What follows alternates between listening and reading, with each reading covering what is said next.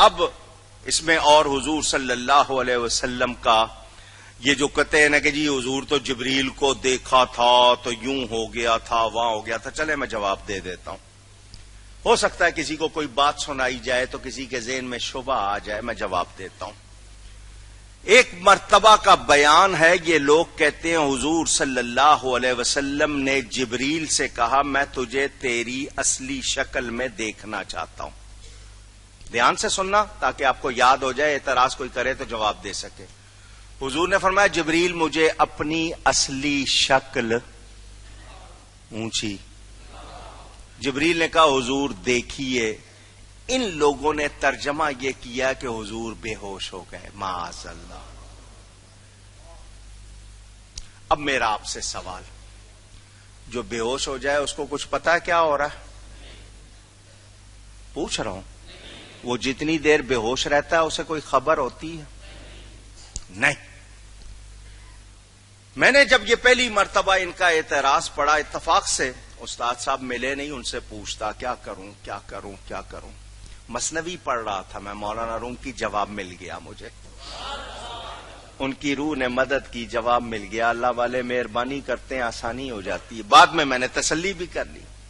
انہوں نے ترجمہ یہ کیا کہ حضور نے جب جبریل سے کہا مجھے اپنی اصلی شکل دکھا تو جبریل نے کہا دیکھیے. تو ان کے معاذ اللہ الفاظ کے حضور ایسا ہو گئے، میں وہ لفظ سوچنا بھی نہیں چاہتا. حضور صلی اللہ علیہ وسلم نے آنکھیں کھول کے بتایا جبریل کے 600 پر ہیں. کتنے؟ 600 پر ہیں. ان پروں کی لمبائی ایسی کہ وہ مشرق و مغرب تک پھیلے ہوئے ہیں. ان میں کیا کیا لگا ہوا ہے حضور بے ہوش کو پتا ہوتا ہے؟ اونچی. حضور تو سب کچھ بتا رہے ہیں، اس کی شکل ایسی ہے، اس کے پر ایسے ہیں. بے ہوش کو تو نہیں پتا ہوتا.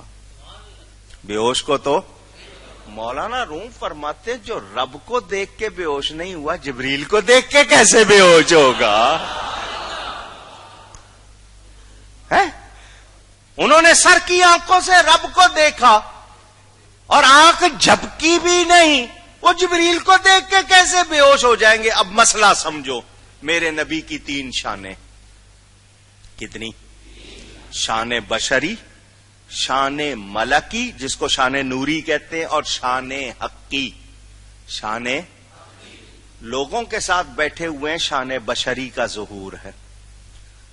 وہی آتی ہے شان نوری، شان ملکی کا ظہور. اللہ کے ساتھ ہے شان حقی کا ظہور. جب حضور نے کہا نا جبریل کو تو اپنی اصلی شکل دکھا، تو جبریل کیا ہے؟ نور. جبریل کیا ہے؟ اور فرشتہ. فرشتہ ہے اور نور ہے. تو حضور اپنی شان بشری سے گئے شان نوری میں. دیکھنے والوں کو جسم بے ہوش نظر آیا، حضور بے ہوش نہیں تھے، وہ بشری شان سے نکل کر نوری شان میں جبریل کو دیکھ رہے تھے.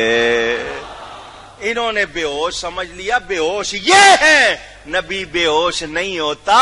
نبی کی بڑی شان ہے، حضور دیکھ رہے ہیں اور دیکھ کے بتا رہے ہیں. جبریل کی یہ شکل ہے، اتنے پر ہیں، ان کی یہ شان. تو بے ہوش کو خبر نہیں ہوتی. وہ ہوش میں تھے، تم ہوش میں نہیں ہو. انہوں نے دیکھ کے سب کچھ بتایا. تو جس کا محرم راز جبریل. اب سن لیں، جبریل فرشتوں کا سردار ہے یا نہیں؟ کیوں بنا تھا سردار؟ کیسے بن گیا سردار؟ سنا ہوا ہے؟ پوچھ رہا ہوں. سب سے پہلے اس نے حضرت آدم کو سجدہ کیا. کیوں؟ اس کو حضور کا نور نظر آ کے. حضرت آدم کی پیشانی میں نور مصطفیٰ نظر آیا. یہ فوراً سب سے پہلے جھکا، اللہ نے فرشتوں کا سردار بنا دیا. جس نے نبی کی تعظیم کی شان ملی یا نہیں ملی؟ وہ جبریل امین علیہ السلام جو فرشتوں کے سردار ہیں یا نہیں ہیں؟ اب میرے نبی کی بات سن لیں آپ. شان حقی کا ظہور. فرمایا لی مع اللہ وقت، میرا اللہ کے ساتھ ایک خاص وقت ہے.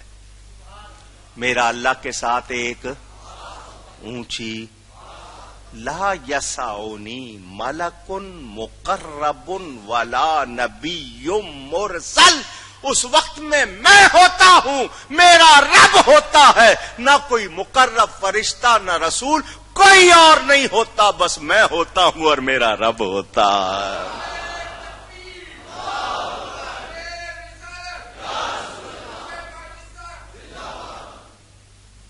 سمجھ آ رہی ہے بات؟ جبریل کو بھی حضور کی شان کا پتہ پوری طرح نہیں، میرے نبی کی کتنی شان ہے اللہ ہی جانتا۔ خود حضور فرماتے ہیں میرے رب کے سوا مجھے کوئی جانتا پہچانتا نہیں۔ وہ جبریل امین حضور صلی اللہ علیہ وسلم عرش پر تشریف لے جائیں گے، عرش ان کی مسند ہے۔ حضور صلی اللہ علیہ وآلہ وسلم بڑی شان والے ہیں۔ پھر پڑھ لو شعر، تیرا مسند ناز ہے عرش بری، تیرا محرم راز ہے روح الامین، تو ہی سرور ہر دو سرا ہے شاہ، تیری مثل نہیں ہے خدا کی قسم،